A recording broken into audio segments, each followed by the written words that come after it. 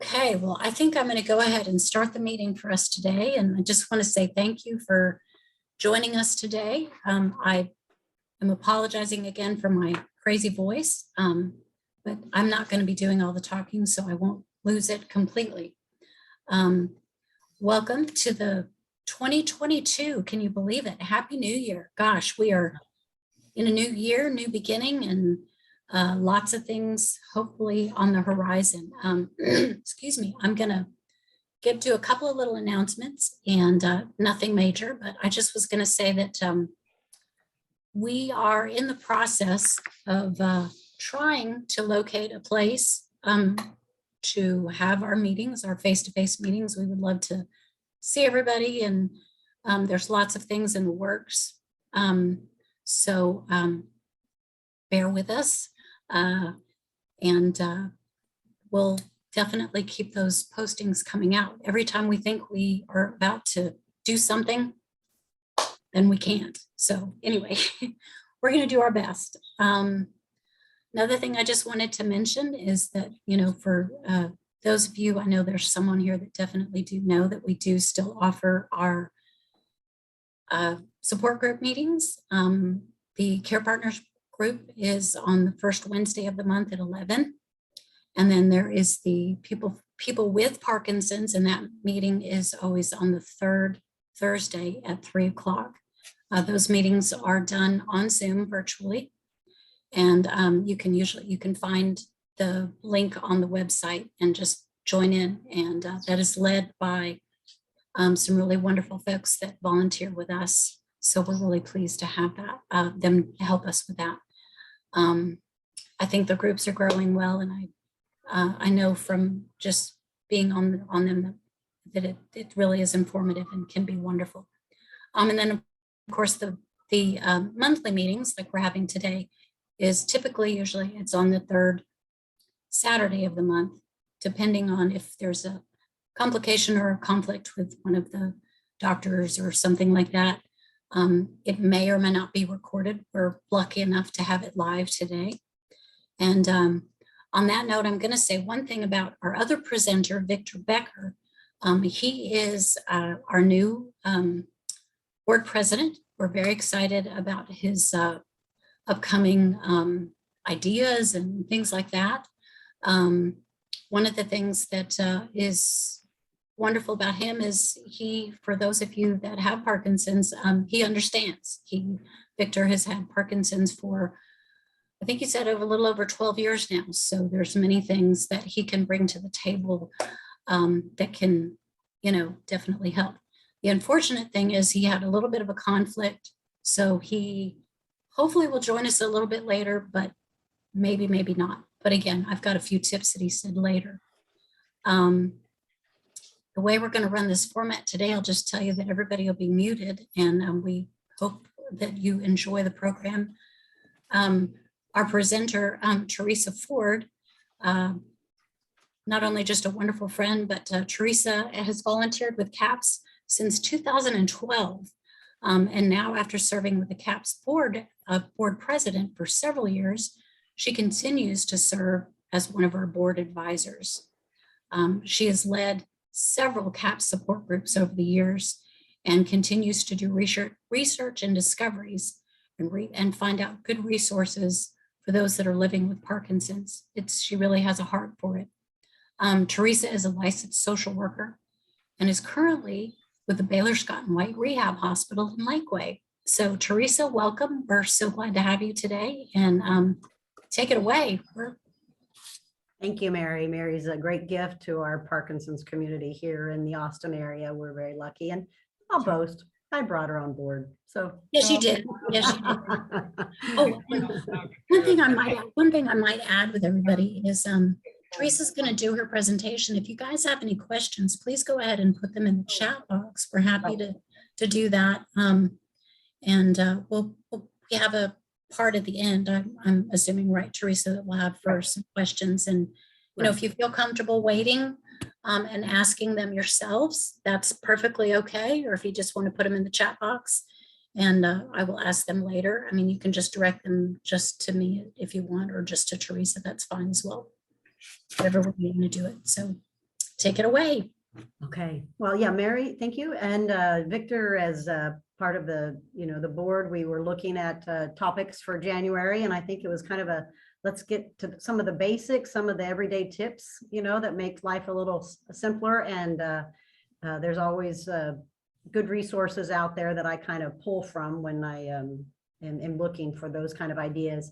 I do have, hope that we'll be back meeting in person, but on this chilly, windy day, I'm kind of okay with the fact that we're meeting on Zoom for sure.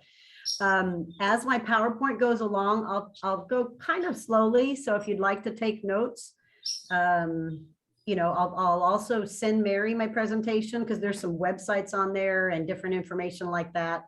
As she mentioned, I'm a social worker by background.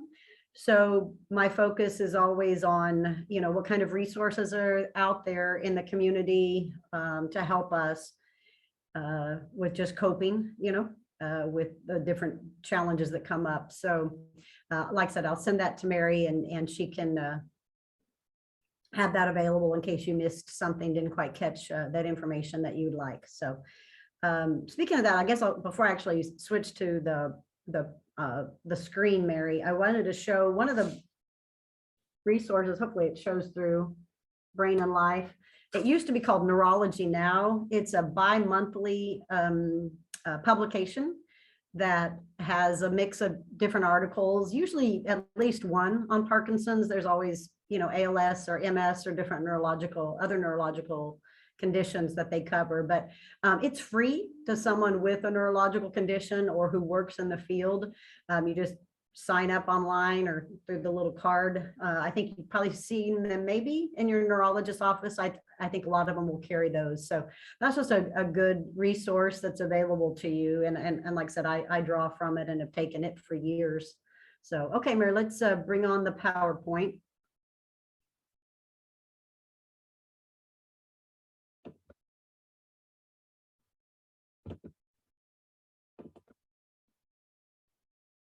Okay, are we showing? Yes? Great. All right, let me move this over a little bit so I can see it better myself. Okay. Okay. So like I said, we just were kind of looking at, starting a new year, kind of making some goals. I won't say the iconic New Year's resolutions, but if that motivates you, let's call them New Year's resolutions to stay active, to stay healthy, to stay safe, those kind of things. Those are kind of tips that I looked at, kind of pulling together for this presentation. And I apologize, I think my immunity to Texas cedar fever has worn off. They said at year 10 it would, so I've got a little more Hollywood of a voice than usual. So hopefully you won't mind that I'm hydrating throughout the presentation. So let's get started. So even, with the best of care, treatment, medications, those kind of things with your neurologist, there's still going to be everyday kind of symptoms that come up. Certainly you all are very familiar with the on and off periods. So again, even with the best timed medication, there's going to be some of those symptoms that cause complications to your day. But that's what I want to look at today with some of the tips that you can use, just in your daily routine, as well as some of these community resources to stay active and free from falls as much as possible. So we'll start with the F word, the 4-letter fall. There's some of the typical tips that, of course, your neurologist will be speaking with you about in your appointments that you have, but I also try to pull in some things that may not come up in that time that you've got with them. One of the tips that I see is maybe looking at the right shoe that would hopefully provide better balance and ankle support. Sometimes folks find the high top tennis shoes are helpful. So again, just a suggestion. Some of these are going to work for some folks and not for others. Safety proofing your home. Some of these things are things that maybe like a home health might have gone over with you or your outpatient therapist. Removing throw rugs, installing grab bars in the bathroom and maybe rails along staircases. And later in the conversation, I've got a resource here in the Austin area that can help with that actually. Adding lighting to the pathway from the bed to the bathroom, just to make sure that, middle of the night, those trips go as well as possible. Because I'm sure you all are aware of this, but when you're getting up in the middle of the night, where's your dopamine levels? They're at their lowest, right? Typically, depending on if you're one of the patients that has the extended release forms or the continuous release forms of the carbidopa, levodopa. But as a rule, your stiffness, any kind of tremors, the rigidity, all that's going to be at its maximum, middle of the night. And that's when you're, of course, feeling the most urgent to get to the restroom. So the best things that we can do to keep you as safe as possible with that is key to keeping falls prevented. Things like shower chairs, some handheld detachable shower heads can make the shower time safer. Maybe even a seated transition into a bath. There's a bath transfer bench if you're dealing with a tub instead of a shower, where you sit down on it and the top of it actually slides over and then you're into the tub. So you're not actually lifting your leg up over that. As Mary mentioned, I work in a rehab hospital, have for years. So a lot of these things come up for our patients, whether it's for Parkinson's or stroke or other complications with mobility.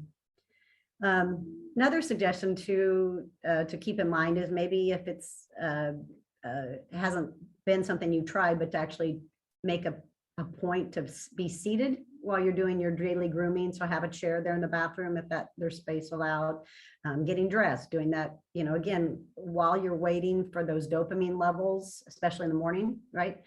To get to where you need them from your medication, just, taking special care to prevent how much you're, in a position of causing a possible fall. The next point there, orthostatic hypotension, is a $5 medical term for basically your blood pressure dropping when you go from either lying to sitting or sitting to standing. It's very common within Parkinson's because as a side effect of the medication. Some doctors may order a prescription medication if it's really causing quite a bit of complications, and it would help regulate that. They may recommend support stockings or an evaluation by a physical therapist to also make some recommendations with that. I don't know if any of you all have seen these portable handles for car doors.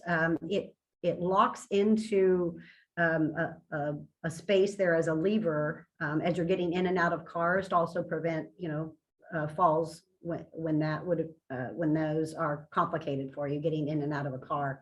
But it's an extra kind of a grab bar that you can put into your the door itself.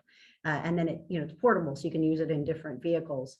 And it just gives you a good, strong support to be able to pull up.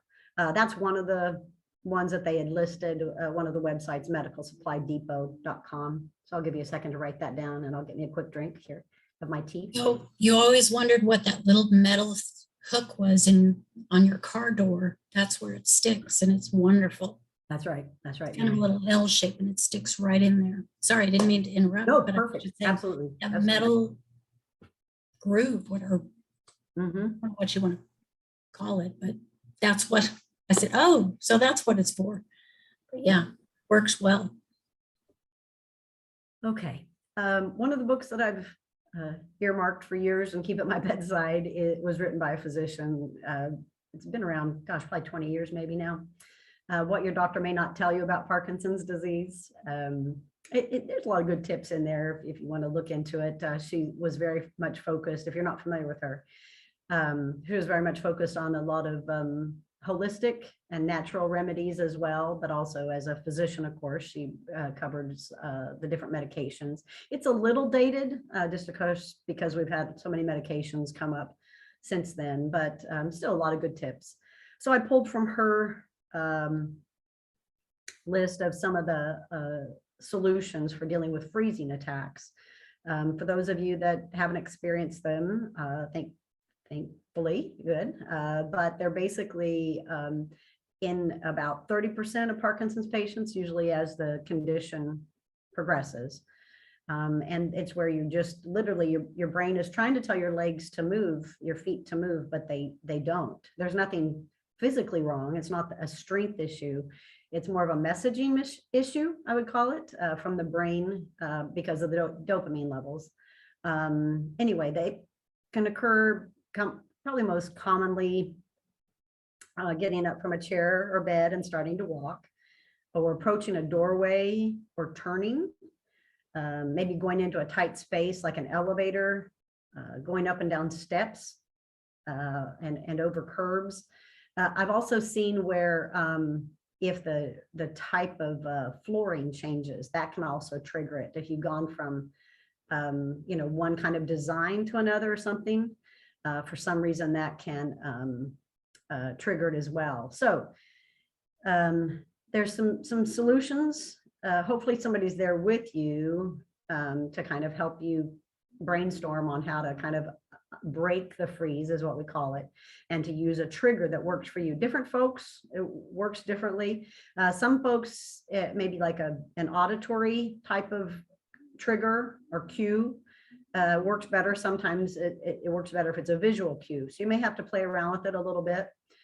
Trying to imagine a line on the floor and then try to step over it. Or if, like I said, if you have somebody there with you, have them place their foot at like a side angle in front of you and, tell you to step over it, that can make the mind unfreeze that attack there. Some folks, again, like I said, if it's more helpful to have an auditory, maybe humming a marching tune, or somebody that's there with you, or counting to yourself, kind of rock from side to side to get started. Anyway, so like I said, about 30% of Parkinson's patients will experience it, and just some tips that might help with that. So, and we'll see if you all have some other suggestions at the end too with that. Sleep and fatigue. I wanted to be sure to touch on this because, of course, those also put us at risk for falls and injury. Just sleeping with Parkinson's has so many complications just in and of itself. Again, the dopamine level is at its lowest typically at that point, because of the timing of the medication. So issues with tremors, the stiffness. Sometimes some folks have real vivid dreams as part of Parkinson's. And so that can make sleep difficult. And so your doctor may adjust the medications, your neurologist, to make for better sleep. Kind of depends on, how much it's complicating your alertness the next day, that kind of thing. Of course, some of the basic sleep hygiene kind of recommendations anyway is try to keep to a regular sleeping schedule. If you do take daytime naps, try to maybe have an alarm set on your phone or whatnot, so that you don't sleep too long for the daytime naps and get too far off schedule, because that disrupts your circadian rhythm and your ability to go ahead and sleep that night. Avoid caffeinated beverages late in the day. I'm certainly that way as well. I definitely can't do caffeine much after 5 o'clock for sure. Exercising daily, of course, helps. And we're going to talk about some of those resources in a little bit that are for Parkinson's here in our area. Having a bedtime routine. Some folks maybe take a bath beforehand to kind of relax, and that helps with the muscles and the stiffness, right? That are going to be an issue through the nighttime. Herbal teas that have like a chamomile in them can help. Some people it doesn't do anything for. I do it routinely just to kind of unwind. Maybe it's part placebo or part natural effect. So herbal teas maybe as part of your routine. Reading books rather than having the TV on, and doing the softer lighting so that your brain begins to tell itself to initiate the melatonin release. So avoiding electronic devices in the hour before bedtime. I wanted to be sure to include that. So laptops, TVs, cell phones, those kind of things, they all emit, and I guess you call it an invisible high energy blue light. And that disrupts the body's natural production of melatonin, which is tied to our sleep cycle. So if you can switch out to a book for that last hour or things like that, get those electronic devices off, then way you're not working against yourself. for your brain to be able to realize it's time to, again, move into the sleep mode. Some folks have suggested satin sheets for easier turning through the nighttime, and support pillows. There's wedge support pillows out there that can maybe help with reducing that back pain, leg pain that can come up with the stiffness and rigidity of the Parkinson's. So, maybe just trying a few different options of those to see what might work best. My oldest brother, he was a retired Marine. He has Parkinson's. We learned a couple years ago. A lot of folks in his troop, I guess it was, you'd say, within the Marines, has developed Parkinson's. So hard to say what might have been a trigger there. But anyway, that's one of the things when I talk with him. He doesn't live here in town. He lived up in Utah, but it's one of the things he talks about. He gets his care through the VA. And that's the thing that he struggles with, is getting good sleep. So I just want to kind of share some of those tips. Okay. So again, if we can get some exercise in during the day, then we're going to, hopefully get better sleep at night. So I wanted to touch on some resources here in the area and online. Of course, that improves our strength, that improves our balance, all those good benefits. There's several good outpatient physical therapy clinics here in Austin. We're very lucky. St. David's has several of them. Again, I'm with the Baylor Scott and White system. We have several good therapists that are based in those clinics as well, that have the specialty training. That would be a whole nother presentation. And I think Mary's got that on the schedule for the year, to bring someone in to talk about the big and loud specialties. So we'll work on that, getting that information to you. But those can do, great wonders as far as improving your balance and preventing falling and that kind of thing. So those are the big and loud, is both a physical therapy and a speech therapy program. And again, Mary will work on getting some folks in to speak to those specialty trainings that therapists have. Those were both designed as an outpatient program, like typically 8-week outpatient program. But within home health, there are a lot of therapists that have that training as well, and can kind of integrate it into seeing you in the home. So I'm sure most of you know this, but again, as a social worker, I always just like to make sure folks know the difference. Typically with home health, that would be ordered when someone is considered homebound, where it's a hardship to get in and out of the home. If you're not considered homebound and are able to get out and go to stores and whatnot, then the doctor would recommend outpatient typically. Here in Austin, we have a great resource that is at no cost to those folks who participate in it, Power for Parkinson's. They were actually a part of CAPS for many years back when I was the board president, and they were looking to expand outside of Central Texas. So they developed their own 501c nonprofit, and it's a great resource. We try to share information back and forth, that kind of thing. Dr. Nina Mosier is the founder of that. She was actually my vice president back when we were part of CAP. So excellent resource there, with their instructors having the specialty training within Parkinson's exercise. And again, they base theirs on their funding on grants and donations. So those are all online still right now, best I know, Mary. Okay. They tried, I think August of last year, and I attended. We had just a short time where they were trying again in person, and then the COVID-19 restrictions hit us again. So I wanted to provide some things that are also from some of the national websites. So APDA has a free guide that you can download, Be Active and Beyond to Exercise and Wellness for People with Parkinson's Disease. So you can download that and use that at home. It's got a daily exercise program with step-by-step instructions, and even an exercise log to keep track of your efforts, keep yourself accountable, right? As your, exercise takes some work to integrate it into your life if it hasn't been. But they say once you've added a habit or a routine to your day after about 30 days, then it'll become something that you you stick with. So, okay.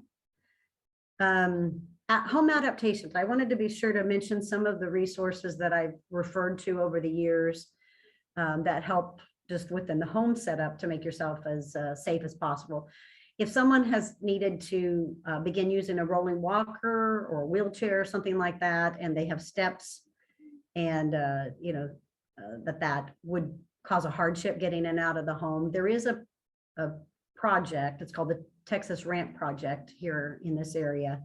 And I'm not sure that they need a referral from your doctor. You can go online and get some information, but it may take, referral from your doctor. And it's all provided by volunteer labor, so that they keep the cost to a minimum, but they will build a ramp for your home if that's something that's needed. Looks like the phone number's out of Dallas, so I think they actually cover all of Texas. So I'll give that just a second for y'all to write that down, and I'll get a quick drink here, my tea.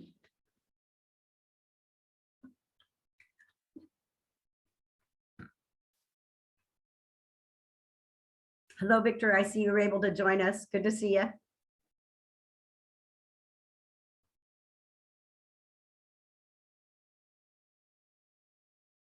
Okay. Continuing on with home adaptations. There's a program here that we have in Central Texas called Meals on Wheels, and they do so much more. I've got several copies of their handouts at my office to share with people, because they do so much more than the free delivery of the meals, which is, of course, a great benefit, of course, for folks that struggle with getting out to get groceries and things like that.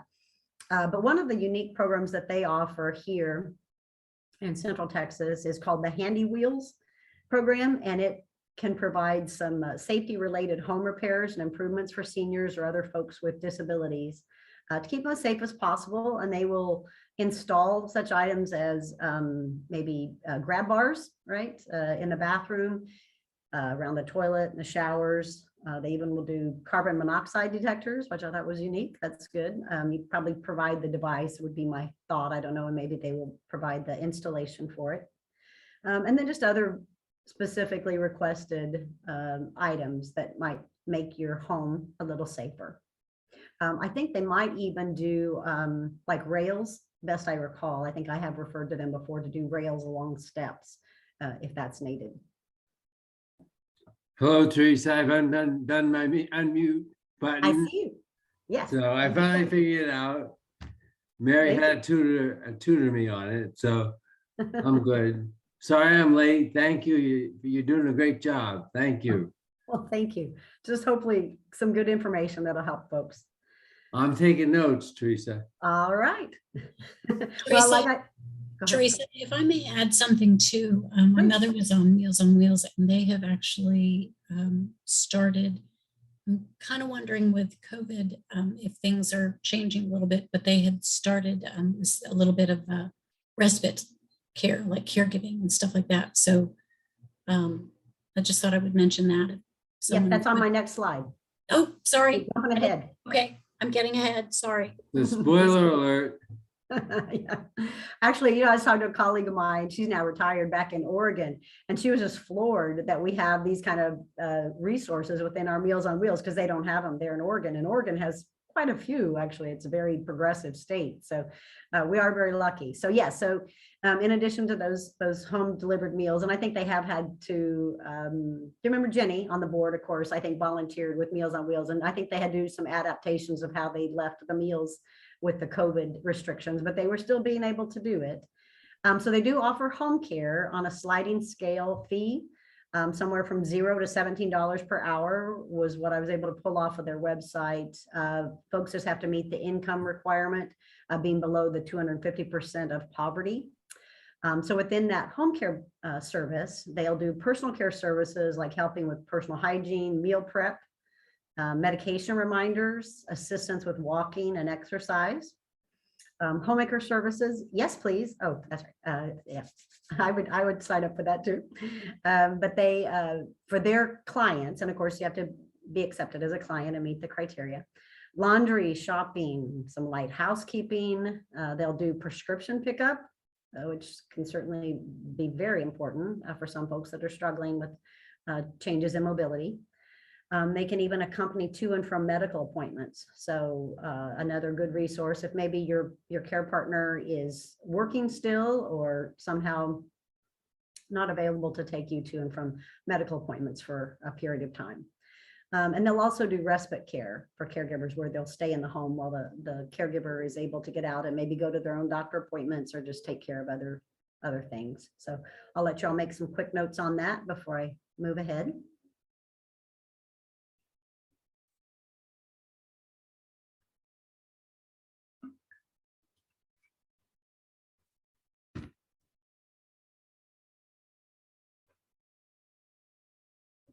Okay. This one is just dear to my heart, just being a pet lover. They know there at Meals on Wheels, they offer a program that will help with providing assistance and caring for the pets because of how important that is for a lot of our folks, right? As far as not even being a service dog, but just, being a comfort and a companion.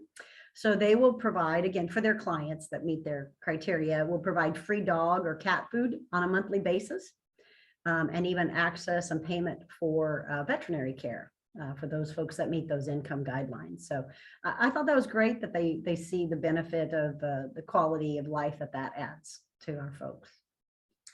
And then the next resource down there that I'd researched was based out of Dripping Springs, but they will train service dogs. They actually, I love that they actually take them from rescues. So they take rescue dogs and train them to become service animals for folks who have different mobility issues.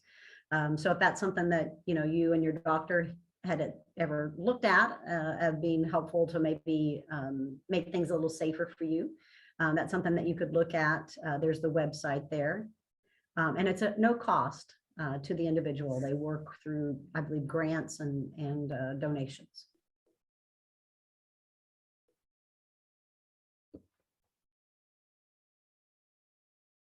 Okay.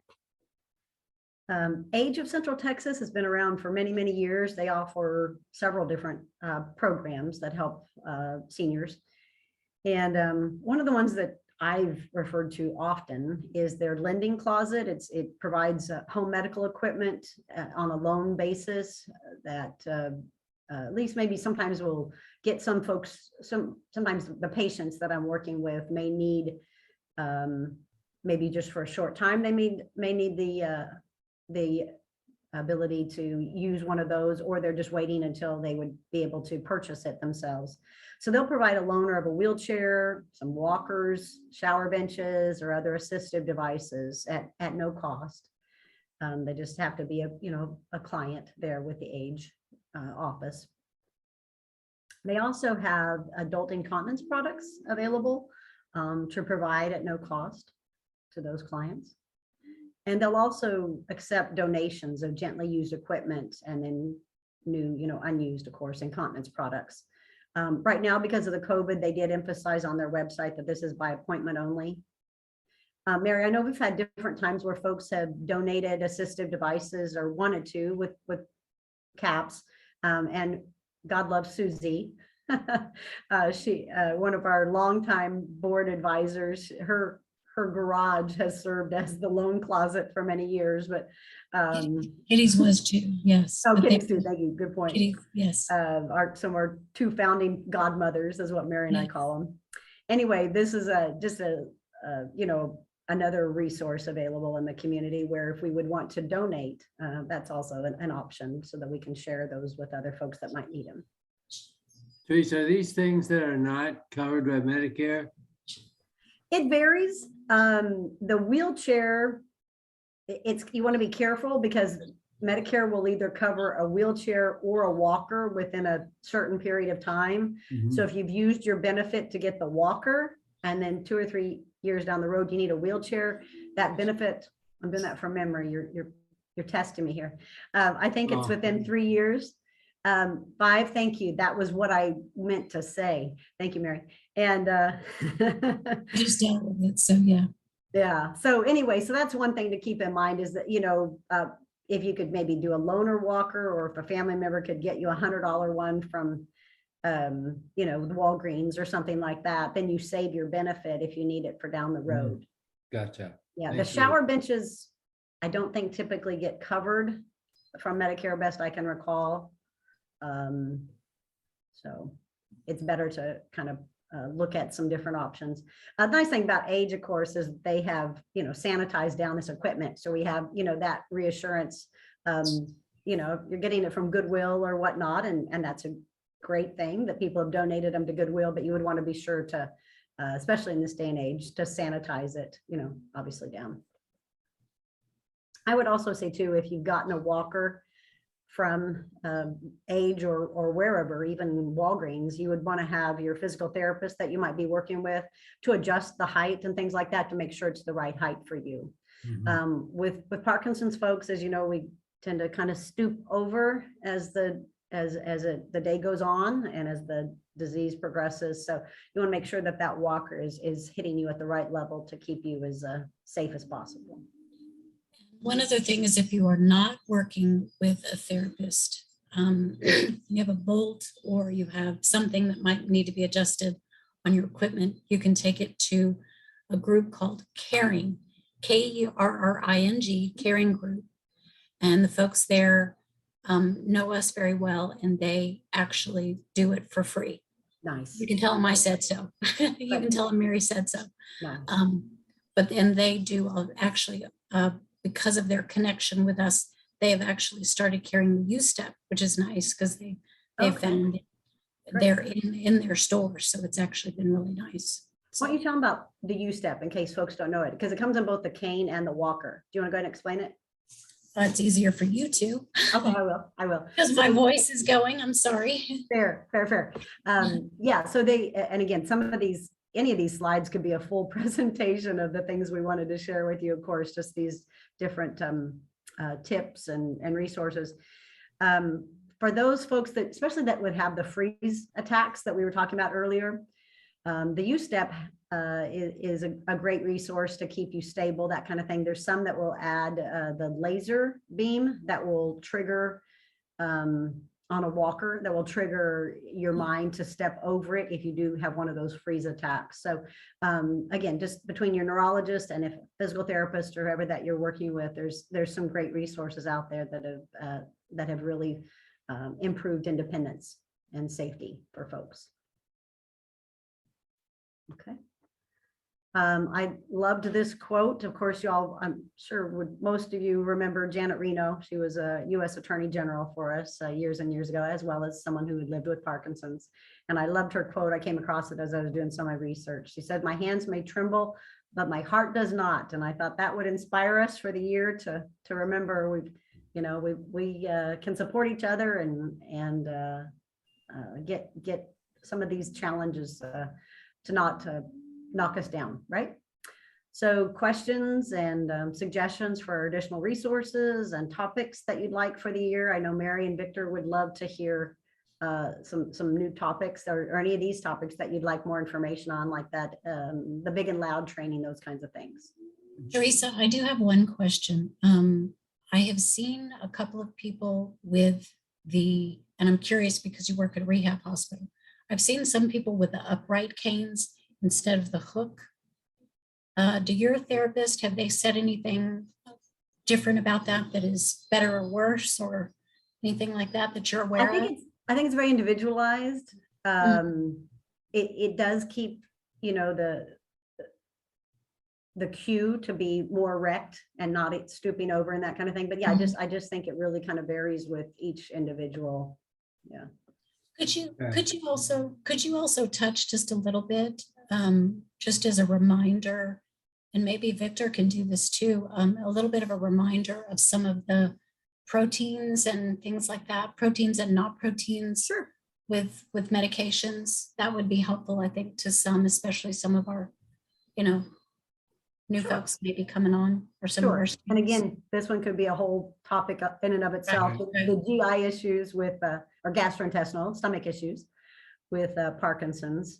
Dr. Krause does a good presentation on that for sure. So He does. but yeah, a lot of times, sometime, yeah. Yeah, a lot of times the Parkinson's pre-diagnosis starts in the gut, is what they say. Just different complications with that, and they're still researching kind of which causes which, I guess I'd say.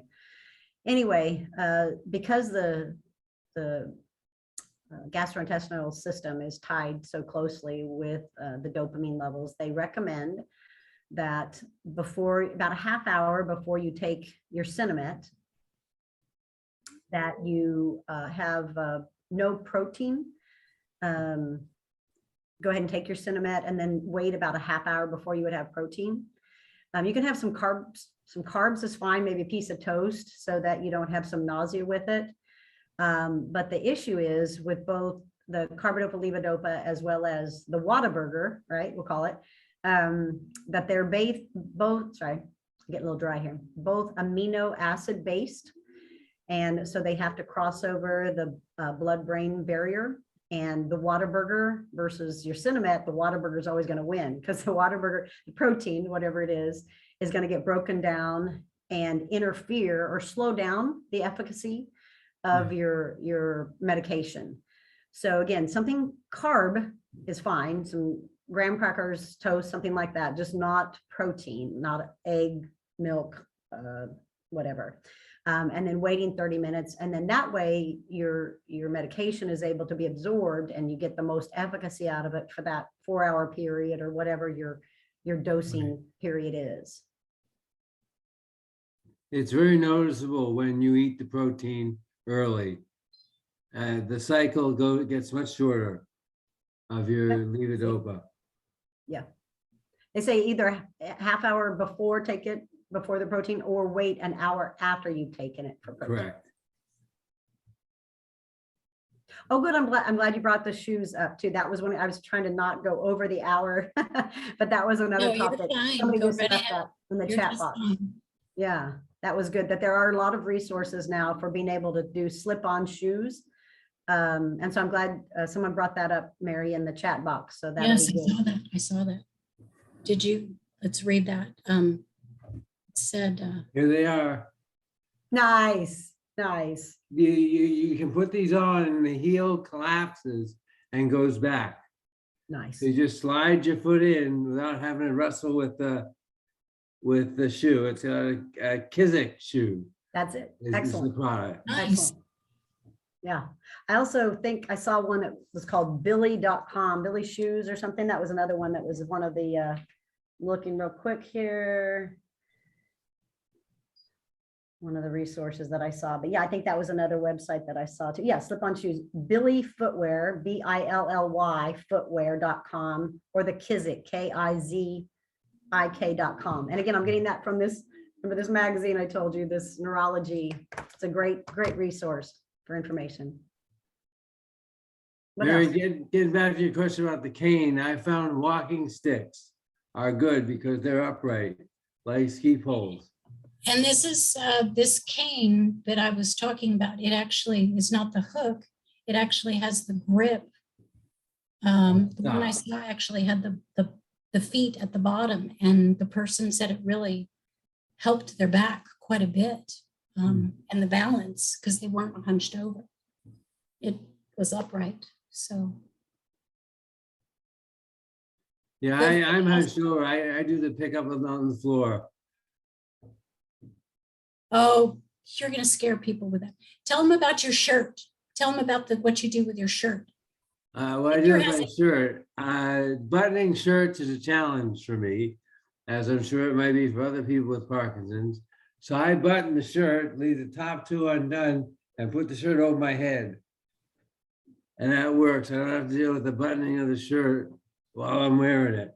It's easier to button it on the bed and then throw it over my head, and voila, I'm shirted. Mm-hmm. That's a good thing. That's a good thing. I'm sure everybody finds little tricks that help them make life easier. Does anybody have any tips they want to share? We'd love to hear them. I'm sure everybody would love to hear them.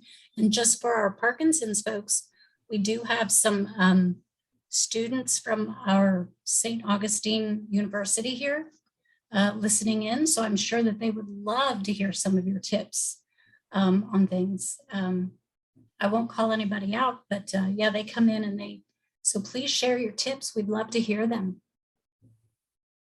Something that you found helpful, even if it's something crazy. You know, we like crazy, but. Early, hello. Hi. Early on, I put a bed rail on because I thrashed around and ended up on the floor several times. So I put the bed rail on, and that's really alleviated me bailing out. What kind of bed rail do you have? Do you have one that slips under the bed, or is it just an actual? It slips under and folds down when I'm making the bed. Oh, good, good. So that, yeah, so Like that a helps. quarter of the bed or a third of the bed. Good. Awesome. And since I thrash around, I've hit myself on it too. So Uh-oh. so I've used a split foam on top of it to protect me and the rail. Like those noodles, that's a good idea. That's a good idea. Then you won't wake up and think somebody knocked you in the middle of the night or something. Well, my wife has Parkinson's also. Oh, So goodness. we both thrash around. Okay, so it helps both of you. Good. That's good. That's awesome. Very good share. Yeah, I don't want to monopolize, but I have another tip that I've used for my speech and diction. And that is, this is going to sound a little strange, but my son is a rapper. And I took his CDs and put it in the car and tried to stay with him on the rap. And when I ultimately was able to stay with him, it helped my diction and speech. Don't try Nicki Minaj. She's really hard to stay with. I don't think many know. Yeah, she's kind of, yeah. That is a good one. That is kind of good. get your The rhythm. the rhythm. The rhythm, it forces you, if you concentrate on it, to form the words. It helps. And it beats just doing a count, I guess. Huh? Just a 1, 2, 3. It beats. Yeah, 1, 2, 3 is hard. I need a little more excitement. Yeah. I know that one of our, Tereasa mentioned one of our advisors, Kitty, when the voice goes a little bit, obviously I wouldn't want to do it now with my voice the way it is, but she, her husband had Parkinson's, and as his voice started to go, they lived in an upstairs, downstairs, and they would sing to each other. And instead of, and I swear I won't do it because it would come out really bad, but you know, would you, darling, I need some coffee or something like that, and sing it in your best show tune or something. And that tend to kind of help a little bit too, because that makes you accentuate your voice more, you know, so. Singing helps. Singing helps. Singing helps. Yeah, yeah.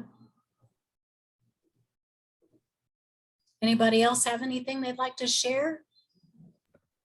Or suggestions for next year, this coming year? Yeah, Other yeah, I was topics? going to say, Victor, why don't you kind of give them a little bit of sight of what I told them a little bit about you and what your Uh-oh.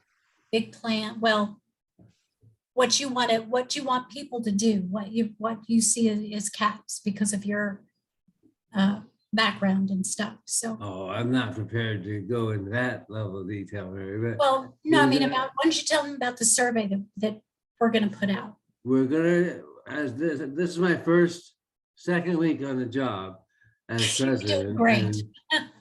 And we are gonna send a survey around to the CAPS membership and ask you what you would like us to focus on, what you would like us to do, and what you need from CAPS. We've gone through some pretty significant changes with the pandemic and moving away from in-person meetings and sessions to virtual. So it's changed us a lot in terms of how we deliver our services, and maybe even what services we do provide for people with CAPS. So that's going to be coming out in the next 2 weeks, I think.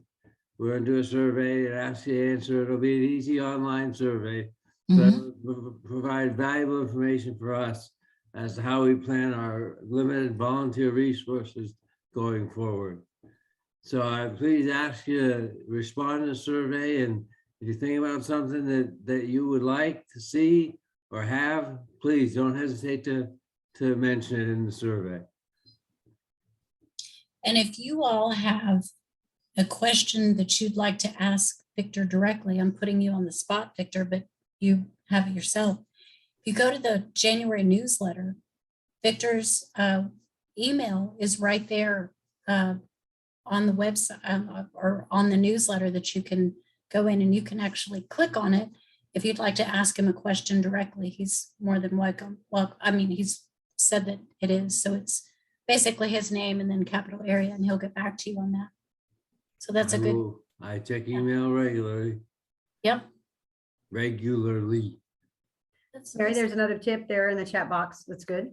No, it says, let's face it together. TM facial fitness rehabilitation is great for Parkinson's disease. The program was created by Christine Conti. I don't know that name.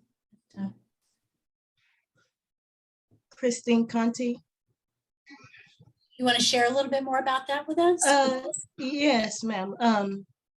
She's a fitness instructor who created the program, and it's for people to help with strengthening the neck and the voice and the facial muscles, and help with the speech.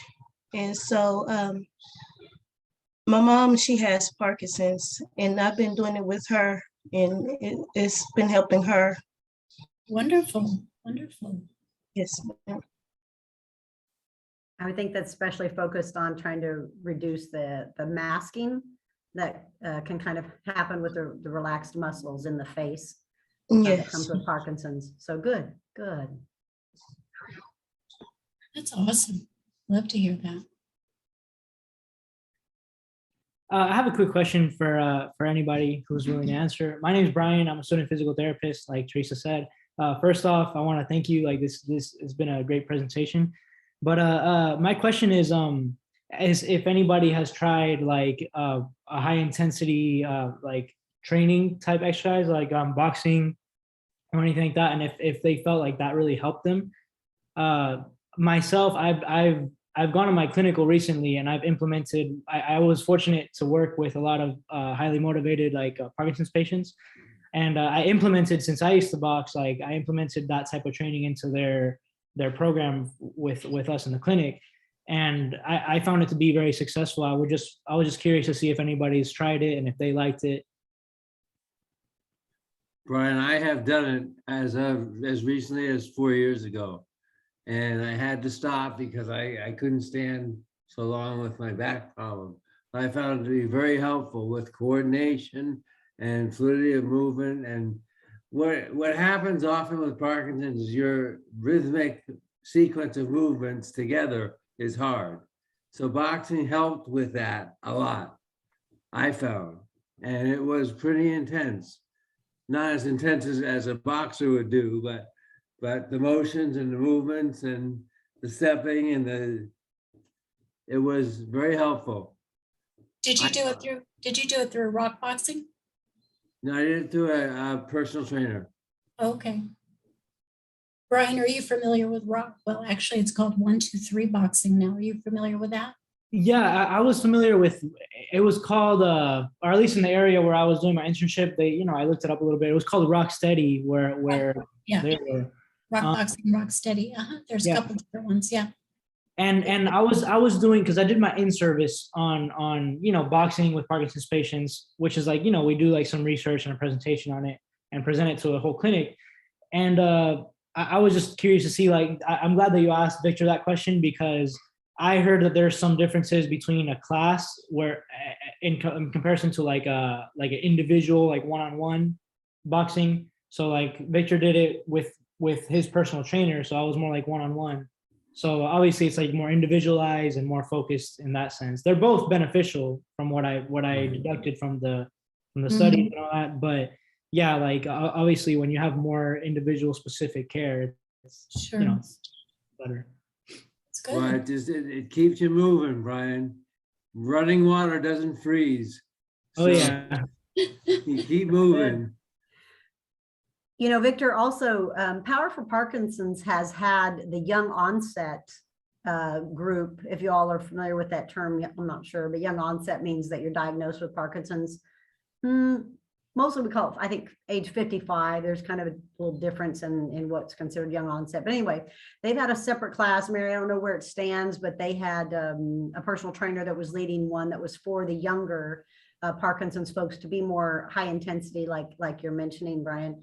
And last I knew, they met on Saturdays. I'm assuming it's all, of course, still virtual now. Sure. But that's a good thing to look at for folks who want a more intense workout than kind of a seated chair kind of exercise that they offer. But they offer just a great mix of dance versus seated exercise, all those kind of things. And they're all, you know, virtual online YouTube kind of things right now. So I think we're right at 3. What else do we need to do, Miss Mary? Well, I just wanted to finalize with anybody. Does anybody have any last minute questions, comments, concerns? We're here to listen. You've got 3 folks here with CAPS, and I want to thank you all. I enjoyed it.